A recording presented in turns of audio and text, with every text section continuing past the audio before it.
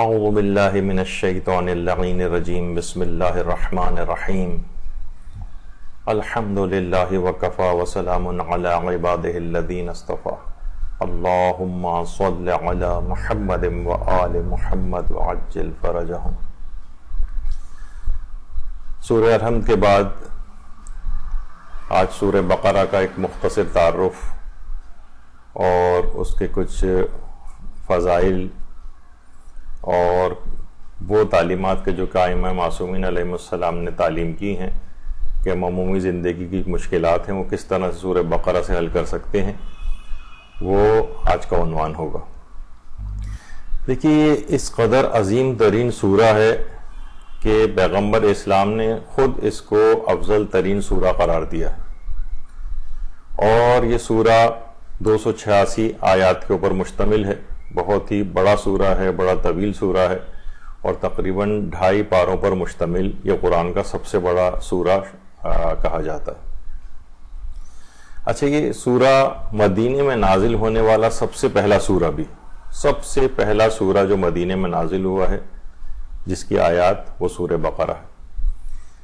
اچھا، یہ سورہ اتنی عجیب و غریب اہمیت کا حامل ہے کہ اس کی 286 آیات ہیں، اور یہ 286 آیات جس وقت نازل ہوئیں تو ہر آیت کے نزول کے ساتھ فرشتوں کا بھی نزول ہوا ہے۔ 70 فرشتے ہر آیت کے ساتھ، 70 فرشتے ہر آیت کے ساتھ نازل ہوئے۔ اور دماغ میں آتا ہے کہ اس کا نام سورہ بقرہ کیوں ہے، اس کی وجہ تسمیہ کیا ہے؟ تو بقرہ جیسے کہ سب کے علم میں ہے کہ گائے کو کہا جاتا ہے، یعنی اس میں گائے کا قصہ بیان کیا گیا ہے، گائے کے ذبح کا، جو کہ بنی اسرائیل کو حکم دیا گیا تھا، جو ایک تفصیل چاہتا ہے۔ اس کے بہت سارے، ایک تو سورہ بقرہ ہی اس کا نام ہے، بقرہ مانے گائے، کیونکہ گائے کا قصہ اس کے اندر بیان ہوا ہے بنی اسرائیل کی۔ اور اس کے علاوہ اس کے کچھ دیگر نام بھی ہیں، مثلا اس کو زورۃ القرآن یا سنام القرآن بھی کہا جاتا ہے۔ سنام کہتے ہیں کسی بھی چیز کے انتہائی اعلیٰ اور عرفہ حصے کو، جس طرح کہا جاتا ہے نا ٹاپنگ اور ٹپ آف دی آئس برگ، یعنی کسی چیز کے انتہائی اعلیٰ اور عرفہ حصہ، بہترین حصہ۔ اور پیغمبر اسلام ختم مرتبہ صلی اللہ علیہ وآلہ وسلم کی حدیث مبارکہ بھی ہے کہ ان لکل شیء سنام وسنام القرآن البقرہ، یعنی ہر چیز کا ایک اعلیٰ اور عرفہ حصہ ہوتا ہے، قرآن کا اعلیٰ اور عرفہ حصہ سورہ بقرہ ہے۔ اس کا ایک دوسرا نام بھی ہے جسے فسطاط القرآن بھی کہا جاتا ہے۔ فسطاط کہتے ہیں خیمے کو، یعنی کسی چیز کا جامع جس میں ہر چیز اس کے اندر داخل ہو جاتی ہے۔ خیمہ جو بہت سب چیزوں کو کور کر لیتا ہے، کیونکہ یہ سورہ قرآن کے احکام کا جامع ہے، اس وجہ سے اس کو فسطاط القرآن کہا جاتا ہے۔ اور اس کے اندر سب سے زیادہ احکام اسی سورہ کے اندر موجود ہیں، تقریباً 500 فقہی احکام اس سورہ کے اندر پائے جاتے ہیں، تو اس لحاظ سے اس کا ایک نام فسطاط القرآن بھی ہے۔ 286 آیات پر مشتمل ہے، 2.5 پاروں پر مشتمل یہ سورہ ہے۔ پہلا پارہ، دوسرا 2.5 پاروں پر مشتمل ہے، پہلا پارہ، دوسرا پارہ اور تیسرے پارے کا بھی ایک حصہ تک یہ سورہ پہنچ گیا ہے۔ اور اس سے آپ اندازہ لگائیں کہ 286 اگر آیات ہیں اور اس میں کتنے حروف ہیں، حروفی کو اگر دیکھیں ہر حرف کے اوپر ایک الگ نیکی ملتی، اور جو اس کی کیلکولیشن ہوئی ہے 25,500 حروف ہیں، یعنی اگر کوئی شخص سورہ بقرہ کی تلاوت کر لے تو 25,500 نیکیاں تو ویسے ہی اس کے نام عمل میں داخل کر دی جاتی ہیں، اور 6,080 کلمات ہیں اس کے اندر۔ تو بہرحال یعنی یہ اس سورہ کی اگر تلاوت کی جائے تو یہ نام اعمال کو بہت زیادہ بھاری کرنے کا سبب ہے۔ قیامت کے روز انسان کو ایک نیکی کی ضرورت پیش آئے گی، یہاں پر 25,500 فقط ایک دفعہ سورہ بقرہ کی تلاوت سے ہی انسان کو حاصل ہو جاتی ہے۔ اور ویسے تو دیکھیے نماز جماعت کے اندر مختصر سورہ پڑھانے کا حکم ہے، مختصر سورہ جو ہے وہ نماز جماعت میں پڑھا جائے، کیونکہ اضعف المامومین کا خیال کیا جاتا ہے، یعنی لوگوں میں جو سب سے کمزور ترین ہیں، بہت سے بوڑھے ہوتے ہیں، بیمار ہوتے ہیں، کچھ مسائل ان کے ساتھ ہوتے ہیں، تو طویل نماز کو وہ برداشت نہیں کر سکتے، تو حکم یہی ہے کہ مختصر سورہ پڑھے جائیں۔ تو ایک صاحب پھنس گئے تھے ایک دفعہ بہت سی حکایات کے اندر یہ بات آتی ہے، ایک ایسے پیش امام کے پیچھے پھنس گئے جس نے نماز عشاء میں سورہ بقرہ شروع کر دی. اچھا آپ پھنس تو گئے تھے کیونکہ 2.5 پارے کے برابر یہ سورہ ہے، تقریباً 1.5 گھنٹہ لگ گیا اس کے اندر. آپ کھڑے تو تھے، بہرحال بڑے پریشان ہوئے، جیسے تیسے نماز ختم کی. اگلی ایک دفعہ اور وہیں پہ اسی مسجد میں گئے تو پیش امام نے اس مرتبہ سورہ فیل شروع کر دی. ابھی فوراً نماز توڑ کر آ گئے کہ جب سورہ بقرہ جو گائے کا سورہ تھا وہ 2.5 پارے کے برابر 1.5 گھنٹے کا سورہ تھا، تو سورہ فیل کم سے کم 4-5 گھنٹے سے تو کم کیا ہی ہوگا، سورہ فیل ہاتھی کا سورہ. تو بہت ساری اس طرح کی بھی حکایات جو ہیں وہ مشہور ہیں. تو ہاں بہرحال نماز جماعت کے اندر اس وجہ سے سورہ کو پڑھا جا سکتا ہے یہ سورہ، لیکن اس وجہ سے نہیں پڑھا جاتا کہ کمزور ترین مقتدی کا خیال کرنا ہوتا ہے. اچھا اب اس کے کئی جو نام بیان ہو رہے ہیں، جیسے ابھی آپ نے سورہ بقرہ نام سنا، سورۃ القرآن یا سنام القرآن سنا. اس کے علاوہ اس کا ایک نام اور بھی ہے، اسے سید القرآن کہا جاتا ہے، قرآن کا سید و سردار. اچھا خود قرآن سید الکلام ہے، یعنی تمام کلاموں کا سردار ہے، اور اس قرآن جو خود سید الکلام ہے اس میں سید القرآن جو ہے وہ سورہ بقرہ ہے. اور اس کا ایک اور نام سورہ الف لام میم بھی ہے، کیونکہ یہ سورہ اسی سے شروع ہوتا ہے، اس وجہ سے اس کو سورہ الف لام میم بھی کہا گیا. اور اس کے اندر قرآن کی سب سے افضل ترین جو آیت ہے وہ موجود ہے، جس کو آیت الکرسی کہا جاتا ہے. باقاعدہ تفسیر مجموع البیان میں روایت ہے پیغمبر اکرم ختمی مرتبہ صلی اللہ علیہ وآلہ وسلم، اللہم صلی علی محمد وآل محمد، کہ پیغمبر اسلام نے خود اس کو سب سے افضل ترین آیت قرار دیا ہے. اچھا اب دیکھیے، اگرچہ سورہ بقرہ کے فضائل خود اتنے زیادہ ہیں، اور اس میں اگر ہم سورہ بقرہ ہی کے اندر آیت الکرسی ہے، اگر ہم آیت الکرسی کی بھی فضائل اس کے بیچ میں بیان کریں تو گفتگو بہت طویل ہو جائے گی. اور آیت الکرسی کے لیے یعنی اس بات کی متقاضی ہے آیت الکرسی عظیم ترین آیت کہ اس کے لیے ایک الگ سے ایک نشست ہو جس میں فقط آیت الکرسی کے فضائل اور نکات اور اس کا ایک تعارف بیان کیا جائے. تو انشاءاللہ پروردگار عالم سے دعا ہے کہ آیت الکرسی کے الگ سے ایک نشست کی توفیق عطا فرمائے. انشاءاللہ اگلی مرتبہ اس پہ بھی گفتگو کریں گے. تو لیکن اس ضمن میں آج آیت الکرسی کے سلسلے میں گفتگو نہیں ہو سکے گی. تو اچھا پھر اس کی ایک فضیلت اور بھی ہے سورہ کی. ایک تو اس میں عظیم ترین یعنی قرآن کی سب سے افضل ترین آیت اسی سورہ میں. دوسرا قرآن کی جو سب سے بڑی آیت ہے وہ بھی سورہ بقرہ میں، آیت نمبر 282. یہ قرآن کی سب سے بڑی آیت، سب سے بڑی آیت وہ بھی اسی سورہ کے اندر موجود ہے. اچھا اگر ہم اس لحاظ سے دیکھیں نزول کے اعتبار سے سورہ بقرہ 86واں سورہ ہے. یعنی جس طرح ترتیب نزولی جس طرح پیغمبر اسلام پہ نازل ہوئے تھے سورہ، لیکن موجودہ ترتیب میں یہ دوسرے نمبر کے اوپر ہے، موجودہ ترتیب میں دوسرے. اچھا یہ بات یاد رہنی چاہیے کہ بہرحال جو موجودہ ترتیب بھی ہے یہ پیغمبر اسلام خود یہ ترتیب دے کر گئے. ایسا نہیں کہ بعد والوں نے اس کو ترتیب دیا ہے اور قرآن اس زمانے میں بے ترتیب صورت میں موجود تھا. نہیں، یہ موجودہ ترتیب بھی پیغمبر اسلام نے خود دی ہے، لیکن نزول کے اعتبار سے 86واں سورہ ہے اور موجودہ ترتیب کے اعتبار سے یہ دوسرا سورہ ہے. اس کی ایک اور خصوصیت یہ کہ یہ 7 طویل ترین جو سورہ ہیں قرآن کے ان میں سب سے پہلے نمبر پر ہے. قرآن میں 7 طویل ترین سورہ ہیں، ان میں یہ سب سے پہلے نمبر پر ہے سورہ بقرہ. اور وہ ایک اور خصوصیت اس کی یہ ہے کہ قرآن کی وہ سورے جو حروف مقطعات سے شروع ہوتے ہیں جن کی تعداد 29 ہے، جیسے الف لام میم، حام میم، تا سین میم، اس طرح سے. اسی طرح یہ حروف مقطعات سے شروع ہونے والے ان کی تعداد قرآن میں 29 ہے. ان میں یہ سب سے پہلا ہے، ان میں یہ سب سے پہلا سورہ ہے. اچھا عام طور پر جب بھی سورہ بقرہ کی بات آتی ہے لوگ ویسے چھوٹے چھوٹے سورے تو یاد کرتے ہیں، حفظ کرتے ہیں، لیکن ہم نے کبھی نہیں دیکھا کوئی شخص سورہ بقرہ کو حفظ کر رہا ہو، جبکہ سورہ بقرہ کے حفظ کی بہت زیادہ تاکید بھی آئی ہے. سورہ بقرہ کو سب سے پہلی بات ہے خود سیکھنے کی. رسول اللہ صلی اللہ علیہ وآلہ وسلم خود اس بات کو ارشاد فرماتے تھے کہ سورہ بقرہ کا سیکھنا برکت ہے اور اس کو ترک کرنا ندامت ہے. اور یہ بھی فرماتے تھے جادوگر اسے پڑھنے کی تاب نہیں رکھتے. اور حفظ کی تو اس قدر اہمیت ہے کہ پیغمبر اسلام صلی اللہ علیہ وآلہ وسلم اللہم صلی علی محمد وآل محمد، انہوں نے ایک بار اپنے اصحاب کو کسی مقام پر بھیجنے کا ارادہ فرمایا۔ اچھا، پیغمبر اسلام کی ایک سیرت تھی کہ جب بھی کوئی گروپ یا اس طرح کی ایک جمعیت کہیں پہ روانہ کرتے تھے، کبھی جنگوں کے سلسلے میں روانہ کرتے تھے یا کسی اور کام کے سلسلے میں روانہ کرتے تھے، تو ہمیشہ ایک امیر مقرر کرتے تھے۔ اب یہ جو گروپ پیغمبر بھیج رہے تھے، اس میں اب کس کو امیر مقرر کیا جائے، تو اس کے بہت سارے کینڈیڈیٹس تھے۔ تو پیغمبر اسلام نے، اب میں اپنے الفاظ میں کہہ رہا ہوں کہ بہت سارے امیدوار تھے، جس طریقے سے جنگ خندق میں علم کو حاصل کرنے کے بہت سارے لوگ امیدوار تھے۔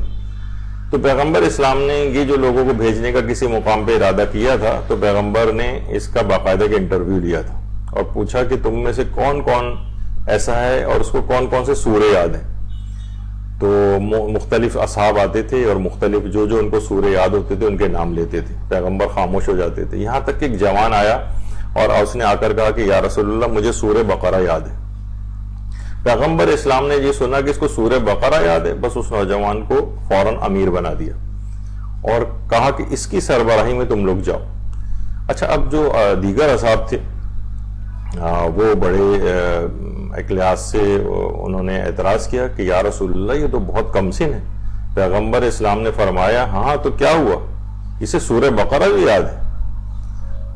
تو یہ سورہ بقرہ اس قسم کا سورہ ہے کہ اس کو پیغمبر اسلام کی نگاہ اقدس میں چاہے وہ کم سن تھا، کم تجربے کار تھا، لیکن پیغمبر اسلام نے اس کو سربراہی کے لیے مقرر کیا۔ تو اس سے آپ اندازہ لگائیں کہ جب ایک چھوٹے سے سورے کے لیے پیغمبر سربراہی کے لیے مقرر کر رہے ہیں اور جسے پوری کتاب کا علم ہو اور اس سے زیادہ کسی کا علم نہ ہو، تو اپنے جانے کے بعد جانشینی کے طور پر اس سے بڑھ کر کون امیدوار ہو سکتا تھا؟ اللہم صلی علی محمد وآل محمد۔ تو بہرحال سورہ بقرہ یہ ہر ایک شخص کو کچھ نہ کچھ، ابھی آگے چل کر ہماری اس کے حفظ کے سلسلے میں بھی تھوڑی سی گفتگو ہوگی۔ اچھا، اس سورے کو، اس کی ایک اور خصوصیت یہ ہے کہ سورے کو گھروں میں تلاوت قرآن کے طور پر کرنے کی بھی بہت تاکید آئی، خاص طور پہ وہ گھر کہ جہاں پر لڑائی جھگڑے بہت ہوتے ہوں، ساس اور بہو اور نندوں کے لڑائی جھگڑے ہوں، والدین اور اولاد کے لڑائی جھگڑے ہوں، اور مومنین کے گھروں میں ماشاءاللہ بدر و حنین کافی برپا ہوتی رہتی ہیں۔ تو اس کے علاوہ غیبتیں، تہمتیں، الزامات وغیرہ جہاں پر ہوں، آپس کی دشمنیاں جنم لے رہی ہوں، ایسے محاذ جنگ بنے ہوئے گھروں کے اندر سورہ بقرہ کی تلاوت کرنے اس کا ایک بہت بڑا فائدہ یہ ہوتا ہے کہ شیطان وہاں سے فرار اختیار کر جاتا ہے۔ بہت سارے لوگ ایسے ہیں کہ جنہوں نے خود یہ بات بتائی کہ جو اس پر عامل ہیں کہ ہمارے گھروں کے اندر جھگڑے بہت زیادہ بڑھ گئے تھے، اور جب ہمیں اس عمل کی اطلاع ملی کہ سورہ بقرہ کی تلاوت سے شیطان فرار اختیار کر جاتا ہے اور وہاں سے لڑائی جھگڑے وغیرہ کم ہو جاتے ہیں، تو ہم نے اس نیت سے سورہ بقرہ شروع کی، تو واقعاً ہمارے گھروں سے جھگڑے ختم ہو گئے۔ تو بہرحال وجہ اس کی ہے کہ یہ تمام کام انتہائی شیطانی کام، ظاہر ہے جب بھی دماغ میں آپ کے ہو گھروں میں کوئی اس طرح کے لڑائی جھگڑے تو فوراً سمجھ جائیں کہ شیطانی کام ہو رہے ہیں، شیطان کا اس وقت پورا غلبہ ہو گیا ہے۔ تو شیطان کو فرار کرانے کا سب سے بڑا نسخہ یہ ہے کہ سورہ بقرہ کی تلاوت وہاں پر کی جائے، تو شیطان وہاں سے فرار اختیار کر جائے گا، تو اس کے نتیجے میں یہ جو شیطانی جو افکار ہیں یہ بھی سب وہاں سے رخصت ہو جائیں گے، تو آپس میں لڑائی جھگڑا بھی ختم ہو جائے گا۔ اب مثلا کوئی بہو ہے وہ بہت پریشان ہے، سسرال والے اس کو بہت تنگ کر رہے ہیں، یا مثلا الٹا بھی اس کا کر لیں کہ مثلا بہو خراب آ گئی ہے، وہ لوگ اس کے ہاتھوں تنگ ہوئے ہیں اور گھروں میں لڑائی جھگڑا ہو رہا ہے، شوہر و بیوی میں لڑائی جھگڑا ہو رہا ہے، تو ان تمام افراد کے اندر جو سمجھدار افراد ہوں، جو دین کے اعتبار سے درد رکھتے ہوں، چاہتے ہوں کہ لڑائی جھگڑا ختم ہو جائے، یہ بیڑا ان کو اٹھانا چاہیے اور سورہ بقرہ کی تلاوت ان افراد کو کرنی چاہیے۔ جو خود ہی شیطان کے ہاتھوں میں اس طرح سے کھیل رہے ہوں، وہ سورہ بقرہ کو پڑھنے کی طرف عام طور پر مائل نہیں ہوتے ہیں، تو کوئی دوسرے افراد اس بیڑے کو اٹھائیں جو اتنے سمجھدار ہوں کہ اس گھر سے یہ شیطانی کام دور ہونے چاہیے۔ تو بہرحال اس سورے کی اس لحاظ سے یہ بڑی خصوصیت ہے، اور گھر میں جو اس طرح کے دیندار افراد ہوں ان کو چاہیے کہ اس سورے کو اس انداز سے پڑھیں، اور خاص طور پر اب لوگ پوچھتے ہیں کہ بھئی کتنے دن تک پڑھتے رہیں، تو کم سے کم 3 دن تو پڑھیں، کم سے کم 3 دن. اور اگر کسی کو اچھا ابھی تفصیل اس کی آگے چل کر ویسے آ جائے گی کہ ضروری نہیں ہے کہ پورے سورہ بقرہ، ویسے اگر کوئی شخص ظاہر معاملہ بڑا ہو تو اتنا کم ہمت نہیں ہونا چاہیے کہ 2.5 پارہ بھی ایک دن کے اندر کوئی شخص نہ پڑھ سکے. مشکل سے 25 منٹ یا 20 منٹ کے قریب ایک سپارے کو پڑھنے میں لگتے ہیں. گھنٹہ 1.5 گھنٹہ اگر لگ جائے سورہ بقرہ کو ختم کرنے میں یا ڈیوائیڈڈ صورت میں ہی تو کوئی اتنا بڑا مسئلہ نہیں ہے، کوئی اتنا ناممکن کام بھی نہیں ہے، کیونکہ مقصد بھی بہت بڑا ہے. تو بہرحال اس کی اس انداز سے تلاوت ہونی چاہیے. 3 دن کم سے کم ہو، زیادہ کی کسی کو توفیق مل جائے تو زیادہ کی طرف بھی جا سکتا ہے، مزید دنوں کی طرف بھی. اور نعمت کو دوام دینے کے اعتبار سے انشاءاللہ ہماری گفتگو آگے چلنے سے مراد ہے کہ کچھ دنوں میں الگ سے اس موضوع پہ درس آئے گا تو اس لحاظ سے دلچسپ ہوگا کہ بہت سارے عملیات اور اذکار ایسے ہیں کہ ہم مسلسل انجام دے رہے ہوتے ہیں لیکن ان کے نتائج ظاہر نہیں ہو رہے ہوتے. تو اس کی کیا وجوہات ہوتی ہیں؟ تو 50-60 کے قریب وجوہات ہیں. انسان کے پاس ایک چیک لسٹ ہونی چاہیے کہ ان میں سے تو کوئی غلطی نہیں کر رہا ہے کہ جس کی وجہ سے، جبکہ روایات کے اندر یا آیات قرآنی کے اندر اس کا وہ فائدہ بتایا گیا لیکن وہ فائدہ ہمیں حاصل نہیں ہو رہا ہے. تو انشاءاللہ اس موضوع پر ایک درس کچھ دنوں میں آئے گا. تو اس کا ایک اور فائدہ یہ ہے اس سورے کا، تو یہ بات ہو گئی کہ شیطان وہاں سے فرار اختیار کرتا ہے، اور دوسرا ایک اور بڑا فائدہ یہ کہ اہل باطل کبھی اس پر غلبہ نہیں پا سکتے. یعنی اگر کسی جگہ پر مثلا باطل عقائد جو ہے بہت زیادہ پنپ رہے ہوں، مثلا بعض اوقات یا نوجوان ایسے ہیں کہ ہر قسم کے افکار کے حامل افراد کے اندر جا کر بیٹھتے ہیں تو وہاں سے غلط افکار بھی لے کر آتے ہیں. اگر سورہ بقرہ کی تلاوت وہ کرتے رہیں تو کبھی اہل باطل یعنی جو غلط افکار والے، غلط عقائد والے، یہ اس کے اوپر غلبہ نہیں حاصل کر سکتے. اسی طریقے سے دشمنان اہل بیت اس کے اوپر غلبہ حاصل نہیں کر سکتے. یا مثلا جو یہ مختلف ظالم حکومتیں ہوتی ہیں، آپ کو پتہ ہی ہے کہ مثلا لوگ غائب ہو گئے، کچھ پتہ نہیں چل رہا، یا اس طرح کے بہت سارے مسائل کے اندر جو ہے دنیا کے اندر لوگ گرفتار ہوتے ہیں. تو اہل باطل کبھی اس پر غلبہ حاصل نہیں کر سکتے، چاہے وہ عقائد کے اعتبار سے ہو یا فزیکل اعتبار سے ہو. تو یہ ایک بڑا اہم مسئلہ اس کے اندر اہم اس کا فائدہ نظر آتا ہے. پھر پیغمبر اسلام ختم مرتبہ صلی اللہ علیہ وآلہ وسلم یہ بات ارشاد فرماتے ہیں کہ اس سورے کی تلاوت 1 سال تک راہ خدا میں جہاد کا ثواب عطا کرواتی، اور کفار کا اس پر کوئی روب اور دبدبہ واقع نہیں ہوتا. 1 سال تک راہ خدا میں جہاد کا ثواب، اگر صرف انسان واقعتاً جہاد کا ثواب نکالے، پوری کتابیں اس کے اوپر لکھی گئی ہیں، تو 1 سال تک مسلسل راہ خدا میں کوئی جہاد کرے کس قدر ثواب ہوگا، اور کفار کا اس پر کوئی روب اور دبدبہ واقع نہیں ہوگا. اس کی مثال ہماری حکومت اسلامی ایران بھی ہے. وہاں پر اس کو پڑھنے والے، اس سورہ کو پڑھنے والے بہت سے بزرگان ہیں. تو لوگوں نے دیکھا یہ کہ کفار کا اس ملک کے اوپر کوئی دبدبہ واقع نہیں ہوتا. ٹھیک ہے، مختلف قسم کی سینکشنز لگا کر ظلم وغیرہ ان کے اوپر کرنے کی کوشش کرتے ہیں، لیکن روب و دبدبہ بلکہ ان کا کفار کے اوپر ہے. تو بہرحال اس سورے کی تلاوت سے اگر کوئی شخص بہرہ مند ہونا چاہے تو 1 سال تک راہ خدا میں جہاد کا ثواب بھی ملتا ہے، اور اس کا کفار کا کوئی روب و دبدبہ اس پر واقع نہیں ہوتا. اچھا، ایک اور اس کا جو چیز بتائی گئی ہے فائدہ، کہ جن اور جادو کے اثرات کو زائل کرنے والا سورہ بھی ہے.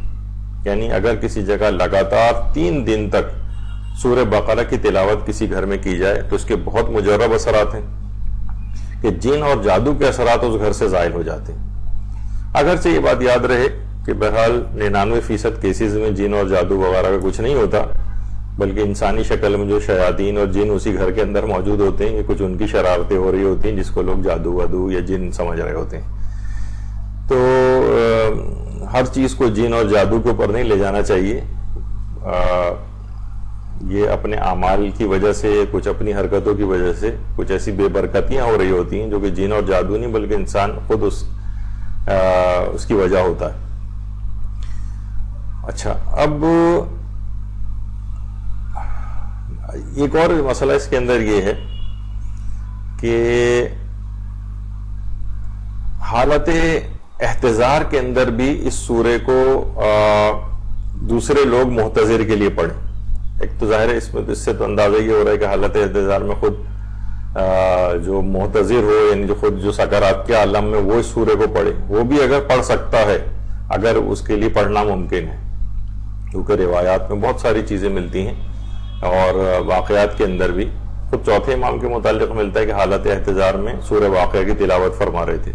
اسی طریقے سے جب بھی حالت احتضار میں کلمہ پڑھنے کی تاکید ہے، بعض سے لوگوں کو پورے سورہ بھی پڑھ سکتے ہیں، لیکن ظاہر ہے کہ بہت بڑا سورہ ہے، تو محتضر کے سرہانے جو ہے اس کو سورہ بقرہ یا تو پورا بھی پڑھا جا سکتا ہے یا پورا نہ پڑھیں تو ایک خاص آیت ہے جو بھی چل کر ذکر ہوگی.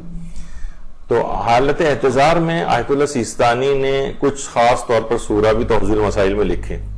مثلا سورہ یاسین محتضر کے سرہانے پڑھی جائے، سورہ صافات پڑھی جائے، سورہ احزاب پڑھی جائے، آیت الکرسی پڑھی جائے، سورہ آراف کی آیت نمبر 54 پڑھی جائے، اور سورہ بقرہ کی آخری 2 آیات پڑھی جائیں، آخری تین آیات پڑھی جائیں. اچھا، اب اگر اتنا وقت موجود ہو، عام طور پر جو سکرات ہے یا احتضار کی حالت ہو رہی ہوتی ہے کسی پر، تو اس کے کچھ نہ کچھ رشتہ دار اطراف میں ہوتے ہیں جو ایک سے زائد بھی ہو سکتے ہیں، تو لوگ ڈیوائیڈ کر کے پڑھ لیں. آپ سورہ یاسین پڑھ لیں، ایک سورہ صافات پڑھ لیں، ایک احزاب پڑھ لیں، کچھ آیت الکرسی اور ان آیات کو الگ سے جو ہے وہ پڑھ دیا جائے. لیکن ہمارے ہاں ایک بہت ہی بڑا ایک المیہ ہوتا ہے. البتہ ان چیزوں کے ساتھ ساتھ آیت اللہ سیستانی نے یہ بھی لکھا ہے کہ جس قدر بھی ہو سکے قرآن پڑھے. کسی کو اگر یہ سورہ نہیں بھی ہے علم میں تو مطلقاً جس قدر بھی قرآن محتضر کے سرانے پڑھا جائے اتنا ہی اس کے لیے فائدہ مند ہے. لیکن ہمارے ہاں کیا ہوتا ہے عام طور پر، مثلا مریض آئی سی یو وغیرہ کے اندر ہوتے ہیں، ہسپتالوں کے اندر ایک بہت بڑا مسئلہ یہی ہے کہ عام طور پر اس کنڈیشن میں اس کے لواحقین کو اطراف سے نکال دیا جاتا ہے اور وہ اس کروشل موقع کے اوپر وہاں پر موجود نہیں ہوتے. تو بہرحال انسان کو ایک دعا کرنی چاہیے کہ جب وہ خود حالت احتضار میں ہو تو کچھ نہ کچھ ایسے حالات پیدا ہوں کہ اس کے رشتہ دار اس کے پاس ہوں جو یہ اعمال اس کے سرانے جو ہے وہ انجام دے. ایک مرتبہ خود میرے اپنے ایک قریبی عزیز کا انتقال ہوا تھا، تو مجھے اور 2 ایک عزیز اور بھی تھے، ان کو یہ سعادت ملی تھی کہ یہ تمام اعمال ان کے سرانے جو ہے انجام دیے تھے، اور جیسے ہی تقریباً یہ اعمال سب ختم ہوئے جو محتضر کے سرانے جتنے بھی مستحبات ہیں، بس اسی وقت ہی ان کا انتقال ہو گیا. اتنا اسموتھ انتقال، بہت سے انتقال ہوتے میں نے ذاتی طور پر دیکھے ہیں، لیکن اتنا سکون، اطمینان اور ایسا انتقال میں نے نہیں دیکھا تھا اس سے پہلے. لیکن شاید اس کی ایک وجہ یہ ہو کہ وہ تمام بہترین اعمال جو ایک محتضر وغیرہ کے لیے ہوتے ہیں وہ سارے انجام دیے گئے، تو اس کے لیے مرنے والے کے لیے بہت فائدہ مند ہوتا ہے. خدا ان کی مغفرت فرمائے.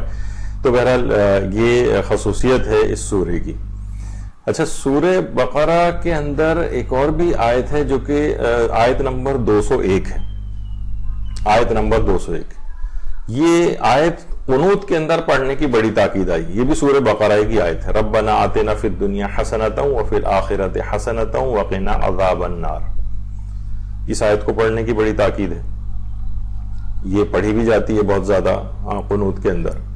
اور سورہ بقرہ کی جو آخری 2 آیات ہیں، آخری 2 آیات آمن الرسول بما انزل الیہ من ربہ سے جو شروع ہوتی، ان کو معراج کے دن عرش کے نیچے جو موجود خزانے ہیں، اللہ نے پیغمبر اسلام کو سورہ بقرہ کی یہ 2 آیتیں بخش دی تھیں اس عرش کے خزانوں میں سے. یہ 2 آیات عرش کے خزانوں میں سے خزانہ کہلاتی ہیں، اور یہ پیغمبر اسلام کو تحفہ اور عطا کی گئی تھیں معراج کی رات کو. تو بہت ہی عظیم آیات ہیں، اور یہ جو 2 آیات ہیں یہ بہت سی مستحب نمازوں کے اندر بھی پڑھی جاتی ہیں. ان کو پڑھنے کا حکم ہے. باقاعدہ اتوار کے دن کی جو نماز ہے اس کے اندر بھی یہ سورہ الحمد کے بعد اتوار کے دن کی جو مخصوص نماز ہے مستحب، اس میں بھی اس میں الحمد کے بعد سورہ بقرہ کی آخری 2 آیات پڑھنے کی تاکید ہے. اور رات کو سونے سے پہلے بھی سورہ بقرہ کی آخری 2 آیات پڑھنے کی بڑی تاکید آئی. بہت سفارش شدہ ہے علماء کی طرف سے کہ رات کو سونے سے پہلے سورہ بقرہ کی آخری 2 آیات کی تلاوت کی جائے. امام خمینی کی جو عرفانیت کے استاد تھے آیت اللہ جواد ملکی تبریزی، روحانیت کو قوی کرنے کے اعمال جو انہوں نے بتائے، جس کو مدرسے نے باقاعدہ اس کو پرنٹڈ صورت میں شائع بھی کیا تھا کہ انسان اپنی روحانیت کو کیسے قوی کر سکتا ہے، اس میں یہ ہے کہ ان 2 آیات کی تلاوت رات کو سونے سے پہلے کی جائے، ان 2 آیات کی. اور اس پر آیت اللہ جواد ملکی تبریزی کا باقاعدہ یعنی ایک پورا لائحہ عمل تھا کہ انہوں نے جو اس سلسلے میں ایک دستور العمل جو انہوں نے بیان کیا تھا وہ بیان ہوا. تو اس میں بھی سورہ بقرہ کی آخری 2 آیات کو پڑھنے کی سفارش کی، اور خود آیت اللہ جواد ملکی تبریزی بات ارشاد فرماتے تھے کہ ان اعمال کو انجام دینے، سونے سے پہلے ان اعمال کو انجام دینے کے بعد، جس میں سورہ بقرہ کی آخری 2 آیات بھی شامل ہیں، میں نے خود تمام معصومین کی زیارت کا شرف اس سے حاصل کیا. تو یہ بہت اہم ہے، بہت اہم ہے. اور خاص طور پر نماز عشاء کے بعد سمجھے تعقیبات کے اندر ان آخری 2 آیات کو سورہ بقرہ کی ان کو پڑھنے کی بھی بڑی تاکید آئی، نماز عشاء کے بعد ان 2 آیات کو پڑھنے کی. اور یہ بھی روایت کے اندر بات آئی ہے کہ اس کو پڑھنا نماز عشاء کے بعد اگر کوئی شخص اس کو پڑھے گا تو نماز تہجد کے لیے کفایت کرے گی، یعنی وہی ثواب اس کو ملے گا جو نماز شب کا ملتا ہے، یعنی نماز شب کا ثواب دلواتی ہے. یہ اس کے یہ معنی نہیں کہ نماز شب نہیں پڑھی جائے گی، بلکہ اتنا اہمیت کا حامل ہے کہ جو نماز شب جو رات کے پہر اٹھ کر اور 11 رکعت پڑھ کے جتنا ثواب اور فائدہ ملتا ہے وہ فقط ان 2 آیات کی تلاوت سے اگر سونے سے پہلے انسان اس کو پڑھے اور خاص طور پر نماز عشاء کے بعد پڑھے. اچھا، یہ روایت خود اہل سنت کے منابع میں موجود ہے، اور ان کے ہاں، ہمارے ہاں تو مساجد میں عام طور پر تعقیبات میں بھی شاذ و نادری کہیں پر یہ پڑھی جاتی ہے، لیکن اہل سنت کی بعض مساجد میں نماز جماعت جو عشاء کی ہوتی ہے اس میں نماز کے ختم ہونے کے بعد الگ سے ان 2 آیات کی تلاوت کی جاتی ہے. تو تعقیبات میں ویسے بھی انسان خود بھی اس کو پڑھ سکتا ہے، اور اگر کہیں نماز جماعت میں رائج بھی ہو جائے نماز کے بعد اس کو پڑھنے کی، تعقیبات میں پیش امام وغیرہ پڑھائے جس طریقے سے اور دعائیں پڑھائی جاتی ہیں تو اور بہت اچھا ہے. کہ الگ سے روایت میں یہ بات آئی ہے کہ نماز شب کا ثواب اس کو مل جاتا ہے. اچھا، ایک اور روایت کے اندر یہ بات بھی آئی ہے، تو نماز شب کے لحاظ سے کفایت، آخری 2 آیات کو پڑھنے کے بعد، جو سورہ بقرہ کی آخری 2 آیات پڑھنے کے بعد اگر کوئی بھی شخص کوئی دعا مانگے تو وہ دعا فوراً قبول ہو جاتی. یہ بڑی ایک اہم چیز ہے، وہ دعا فوراً قبول ہو جاتی. تو کوئی اتنی بڑی مشکل نہیں ہے، یہ 2 آیات بڑے آرام سے یاد ہو سکتی ہیں، مشکل سے 1 ہفتہ بھی نہیں لگے گا، اور آپ کو زبانی یاد ہو جائیں گی. اور زبانی نہیں بھی ہیں تو دیکھ کر پڑھی جا سکتی ہیں، کسی جگہ لے کے فوٹو کاپی کروا کے اپنے پاس رکھیں. تو اس سورہ کو جیسے اس سے پہلے ذکر ہوا کہ کوئی شخص تلاوت کرنا چاہے تو ضروری نہیں کہ ایک ہی دن کے اندر اس کو پورا تلاوت کر لے. کئی لوگ دنوں میں تقسیم کر کے بھی پڑھتے ہیں، لیکن جیسے کہ میں نے کہا کہ آدمی کو ذرا بلند ہمت ہونا چاہیے، اور ایک ہی دن میں پڑھ لے تو کون سی ایسی قباحت. اور اگر یہ ممکن نہیں ہے، بعض اوقات مصروفیات ایسی ہوتی ہیں یا اور کوئی مشکل ہے اس کو، یا بہت دیر میں اس سے پڑھا جاتا ہے، تو سورہ بقرہ کو اجارے پر بھی پڑھوا سکتا ہے. مثلا دینی طالب علم ہیں، بہت سے لوگ پڑھنے والے ہیں، ان سے باقاعدہ طے کر لیا جائے کہ بھائی آپ اتنے پیسے مجھ سے لے لیجئے گا لیکن سورہ بقرہ جو ہے وہ پڑھ دیں، تو اس کا ثواب پھر آپ جس کو چاہیں عطیہ کر سکتے ہیں. تو بعض اوقات انسان اپنے پیسوں کو بھی قائم مقام بنا سکتا ہے بہت سے نیک کام کرنے کے لیے. اور اس کی بھی ایک الگ تفصیل ہے کہ اجارے پر کون کون سے اعمال جو ہیں وہ کروائے جا سکتے ہیں، لیکن قرآن اجارے پر پڑھوایا جاتا ہے، اور اسی طرح سے سورے بھی پڑھوائے جا سکتے ہیں جو طویل سورے. کوشش کرے کہ انسان سب سے پہلے تو سورہ بقرہ کو حفظ کرنے کی کوشش کرے. دیکھیں 286 آیات پر مشتمل ہے، یعنی اگر تقریباً 5 آیات بھی روزانہ اگر کوئی شخص حفظ کرنے کی کوشش کرے تو 2 مہینے کے اندر پورا سورہ بقرہ حفظ ہو سکتا ہے. چلیں بڑوں کے اعتبار سے تو تھوڑا اور وقت بھی لگ سکتا ہے، لیکن بچے اسے بہت آسانی سے یاد کر سکتے ہیں. بچوں کا حافظہ تیز ہوتا ہے، اسکولوں میں کون کون سی چیزیں کس طرح سے وہ یاد کرتے ہیں آپ کے سامنے ہے، ان کے لیے اتنا مسئلہ نہیں ہے. تو بہرحال ہمارے مدرسے کی بھی اور دیگر مدارس کے جو اساتید ہیں بچوں کو جو کہ پڑھاتے ہیں، تو وہاں پر سورہ بقرہ کے حفظ کے حوالے سے ایک ٹاسک بھی دینا چاہیے جو ذرا سے نسبتاً بڑے بچے ہوں جن کے لیے اس سورہ کو یاد کرنا اس کے لیے کوئی انعام مقرر کر دیا جائے کہ جو بھی سورہ بقرہ کو حفظ کرے گا اسے یہ انعام ملے گا، کیونکہ اس وجہ سے کہ رسول اللہ کو اس کا حفظ بہت پسند تھا، اور رسول اللہ نے اس کو باقاعدہ ایک دستے کی امارت بھی دے دی تھی کہ جاؤ تم اس کے سید و سردار ہو، اور اس کی سربراہی میں لوگوں کو بھیجا تھا۔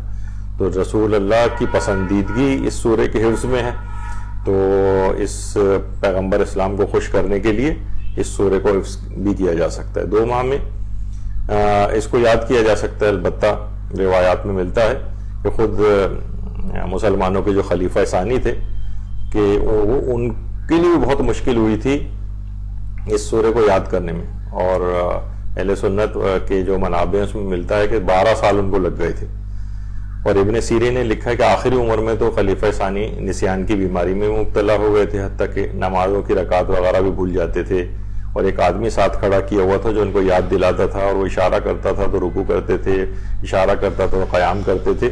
تو بہرحال حفظ کے اعتبار سے انہوں نے ایک اپنی سی کوشش کی تھی اس میں، لیکن یہ کہ سورہ بقرہ کو 12 سال تو خیر بہت زیادہ عرصہ ہے، یعنی 2 مہینے کے اندر بھی آرام سے یاد کیا جا سکتا ہے، تھوڑی سی انسان کوشش کرے اگر۔ اچھا، اس سورہ کے متعلق کہا جاتا ہے کہ اصول و فروع کا جامع سورہ ہے، اس میں اصول دین بھی موجود ہیں، اس میں فروع دین بھی موجود ہیں۔ فروع دین تو آپ نے اس سے پہلے سنا کہ 500 آیات قرآنی کا 500 احکام قرآنی کا مجموعہ ہے یہ، اور اسی سورہ کے اندر آیت قبلہ بھی ہے، اور اسی سورہ میں وہ واقعہ بھی ہے حضرت آدم و فرشتوں کی جو پوری داستان ہے وہ اسی سورہ کے اندر ہے، اور بنی اسرائیل کی جو گائے ہے اس کی داستان وہ اسی سورہ کے اندر ہے۔ بنی اسرائیل کے متعلق خود یہ رہبر معظم انقلاب اسلامی ایران حضرت آیت اللہ خامنئی وہی فرماتے ہیں کہ 60-70 کی دہائیوں میں دینی طالب علموں کے سامنے ایک مرتبہ میں سورہ بقرہ کی تفسیر بیان کر رہا تھا، تو اس میں بنی اسرائیل کی گفتگو آئی۔ یہ بالکل درمیان میں ہیں یا رہبر معظم ہے، تو اس زمانے میں کہہ رہے ہیں بنی اسرائیل کے موضوع پہ گفتگو کر رہا تھا، تو شاہ کی حکومت تھی، ان کو پتہ چل گیا، تو ان کے کارندے آئے مجھے گرفتار کرنے کے لیے۔ کہا کہ آپ اسرائیل کا ذکر کیوں کر رہے ہیں؟ انہوں نے فرمایا کہ بھائی یہ اسرائیل کا ذکر نہیں ہو رہا، یہ بنی اسرائیل کا ذکر ہو رہا ہے۔ لیکن ان جاہل احمقوں کا جو معیار تھا، کہا کہ نہیں، اسرائیل سے ہمارے بہت اچھے تعلقات ہیں، بنی اسرائیل کا بھی تذکرہ آپ نہیں کریں گے، یعنی ان آیتوں کی تفسیر بھی بیان نہ کی جائے جس میں بنی اسرائیل کا تذکرہ آیا۔ قرآن تو بھرا یا بنی اسرائیل اذکروا نعمتی التی انعمت علیکم وغیرہ، تو کہا کہ نہیں، اس کو بھی بیان کرنے کی ضرورت نہیں۔ تو بہرحال بنی اسرائیل کا تذکرہ اس میں آیا۔ اسی طرح سے طالوت و جالوت کا قصہ جو ہے وہ اسی سورہ کے اندر موجود ہے، اور اسی طرح سے حضرت ابراہیم اور وہ جو مردہ پرندوں کو زندہ کرنے والا جو واقعہ ہے وہ بھی اسی سورہ کے اندر موجود ہے۔ اچھا، اس سورہ کی 9 آیات ایسی، ان کے متعلق 3 عظیم ترین فائدے بیان کیے گئے، یعنی ایک تو سورہ بقرہ کی ابتدائی 4 آیات بسم اللہ الرحمن الرحیم کو چھوڑ کر، اس کی ابتدائی 4 آیات۔ اچھا، آیت الکرسی اور اس کی اگلی 2 آیات، یعنی ہم فیہا خالدون تک، کیونکہ آیت الکرسی تو ایک ہی آیت ہے وَهُوَ الْعَلِيُّ الْعَظِيمُ تک، لیکن احتیاط اسی میں ہے، جیسے نماز وحشت قبر وغیرہ پڑھ رہے ہوں تو احتیاط اس میں ہے کہ اگلی 2 آیات بھی اس کے ساتھ پڑھی جائیں، یعنی آیت الکرسی ہم فیہا خالدون تک اور اس کی آخری 2 آیات، یعنی اس طرح سے ملا کر 9 آیات ہو جاتی ہیں۔ ان کے 3 عظیم ترین فائدے بیان کیے گئے۔ ہمارے چوتھے امام زین العابدین علیہ السلام نے پیغمبر اکرم ختم مرتبت صلی اللہ علیہ وآلہ وسلم اللہم صلی علی محمد وآل محمد، ان سے روایت کی ہے کہ جو سورہ بقرہ کی ابتدائی 4 آیات آیت الکرسی یعنی ہم فیہا خالدون تک اور اس کی آخری 3 آیات کی تلاوت کرے تو اس کا پہلا فائدہ اس کو یہ ملے گا کہ اس کی جان و مال میں وہ کوئی ناخوشگواری نہیں دیکھے گا، یعنی اس کی زندگی کا بیمہ ہو جائے گا، جان بھی اور اس کے مال میں بھی، یعنی مالی بیمہ بھی ہو رہا ہے، زندگی کا بیمہ بھی ہو رہا ہے۔ اور دوسرا فائدہ یہ کہ شیطان اس کے قریب نہیں آئے گا، یعنی آخرت کا بھی بیمہ ہو جائے گا، یعنی دنیا اور آخرت کی تمام چیزوں کا بیمہ، یہ ان 9 آیات کی تلاوت سے فقط، جو کہ اتنی مشکل نہیں۔ اور تیسری چیز یہ ہے کہ وہ قرآن کو کبھی بھولے گا نہیں، کبھی اس کو قرآن کو فراموش نہیں کرے گا۔ تفسیر نور الثقلین میں بھی ہے، ثواب الاعمال میں بھی یہ روایت موجود ہے۔ اچھا، خود قرآن کو نہیں بھولے گا، یعنی قرآن نہ بھولنے کے متعلق آیت اللہ خوئی مرحوم یا آیت اللہ سیستانی کے ساتھ بیٹھے ہوئے ہیں. آیت اللہ خوئی مرحوم کا تو باقاعدہ وہ فرماتے تھے احتیاط اس میں کہ جو سورہ حفظ کر لیا ہو کسی نے اسے پھر کبھی فراموش نہ کرے، یعنی اس کو اس قدر کم سے کم وہ پڑھے کہ وہ سورہ کو کبھی بھولنے نہ پائے. احتیاط اس میں احتیاط واجب ہے کہ اس قدر کم سے کم اسے اس کو دہرانا پڑے گا کہ سورہ کو فراموش نہ کرنے پائے. آیت اللہ سیستانی کے نزدیک بہرحال یہ احتیاط نہیں ہے، اور وہ کہتے ہیں بہتر تو ہے کہ اتنا تکرار کرے کہ نہ بھولے، لیکن بہرحال احتیاط واجب یا کوئی فتویٰ وغیرہ سلسلے میں ان کا نہیں. اچھا، بہرحال یہ ہے کہ سورہ کی زیادہ زیادہ تلاوت کریں. اور بعض افراد ایک سوال پوچھتے ہیں کہ کیا ریکارڈنگ اگر ہم لگا دیں، مثلا نہیں اگر سورہ ہم پڑھ پا رہے ہیں تو ہم نے سورہ بقرہ کی ریکارڈنگ لگا دی، تو زیادہ بہتر تو ظاہر ہے ریکارڈنگ کا ایک الگ ہے، لیکن خود سے اپنی زبان سے تلاوت کرنے کا ثواب الگ ہے، جو کہ سب سے زیادہ ہے، اس کے فوائد بھی زیادہ ہیں. لیکن بہرحال کچھ نہ ہونے سے کچھ ہونا بہتر ہے. اگر اس سورہ کی ریکارڈنگ بھی لگا دی جائے اور اس کے کلمات اور اس سورہ کی جو آیات ہیں وہ گھر میں گونج رہی ہوں، تو اس سے خود خیر و برکت ہوگی، اور جنات وہاں سے فرار اختیار کریں گے، شیاطین فرار اختیار کریں گے. تو فوائد تو اس کے اپنے ہیں، لیکن بہرحال ایسا نہ ہو کہ انسان ریکارڈنگ لگا کے، کیونکہ عام طور پر لوگ کہتے ہیں بھائی فلاں سورہ لکھیں تو کہتے ہیں فوٹو کاپی نہ کر لیں. یعنی ہر جگہ ایک شارٹ کٹ لگانے کا اور وہ آسانی لینے کا ایک ہوتا ہے طریقہ کار، لیکن اس خود سے لکھنے کی الگ برکتیں ہیں، اور اسی طریقے سے خود تلاوت کی الگ برکتیں ہیں جو کہ ریکارڈنگ سے نہیں حاصل ہوتی. لیکن بہرحال جب نہیں کر پا رہے تو یہ بھی ایک اچھی چیز ہے، اس سے بھی استفادہ کرنا چاہیے.